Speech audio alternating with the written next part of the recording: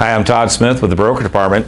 Today I want to talk about counteroffers and maybe some counteroffer tips that I've used personally over the years or that we've run into recently that would have made sense for a few people. It's not a big secret that most sellers really want peace of mind, and with all the appreciation we've seen over the past few years in our marketplace, they can actually afford to take a lower offer if for some reason it's all cash or there's no contingencies or it's closing on their birthday, for example. So rather than get into escalation clauses and all kinds of messy things that might make it more difficult for a seller, I would try as a buyer in this market right now to speak to the seller more from a peace of mind perspective.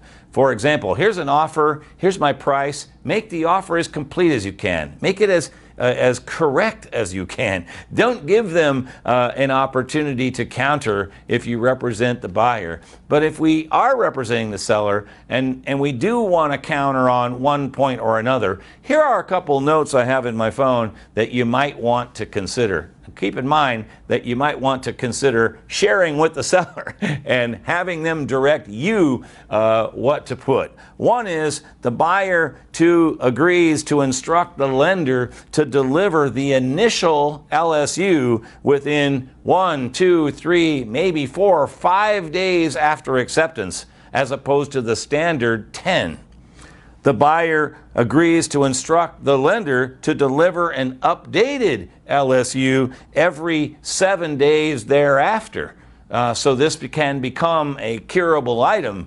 We want subsequent LSUs, in other words. The buyer to instruct the lender to order the appraisal within X days after acceptance. I usually like 3 or 4, maybe 5, because we want to see the spuds and maybe the claims history before we authorize the lender to spend that additional money.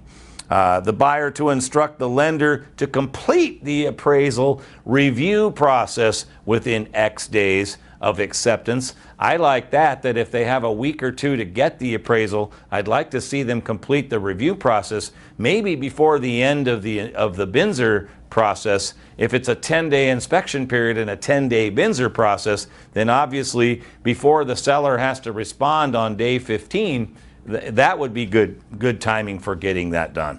Let's see what else I have in here. Buyer agrees to instruct the lender to fund the loan the day before closing, so all the funds are in before we get to the day of recording or the deadline for close of escrow. Buyer might agree to deliver a clear final walkthrough prior to COE, giving the seller some peace of mind that you've accepted the home in substantially the same condition. Let's see.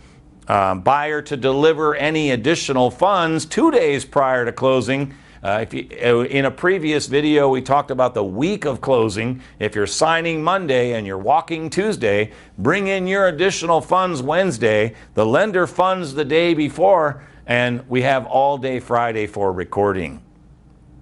Buyer agrees that this contract is not assignable. We see a lot of assignments out there, especially on distressed or wholesale properties. Some sellers, even though it's distressed, don't want you to assign that to another party and pick up a spread. So maybe asking for it not to be assignable is a good counteroffer for a seller. And then finally, one of my favorites that we've recorded another separate video on, if you're paying over list price as a seller, I'm concerned with the appraisal. So maybe we agree that the parties agree to modify Section 2L to be list price versus purchase price by lowering the bar for the appraisal. It's not some pie in the sky, you want to pay me 25 over. It's my list price, and if so, we're moving forward.